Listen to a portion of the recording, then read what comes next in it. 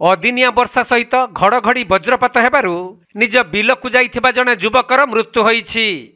मिलिथिबा सूचना अनुसार कलाहांडी जिला भवानीपाटना सदर ब्लॉक चहगा पंचायत अंचल रे आज हठात अदिनिया वर्षा सहित घड़घड़ी होइथिला। एही समय रे करलापड़ा फांडी अधीनस्थ घंटबाहाली ग्रामर सचिन माझी नामक जणे युवक निज बिलरे पड़िथिबा धान को वर्षारु बंचाइबा पई जाई वज्रपातर शिकार होइथिले, जहा फल घटनास्थल रे ही तांकर मृत्यु होइथिबा बेले ए नै घंटबाहाली ग्राम रे दुखर छाया खेली जाइछि।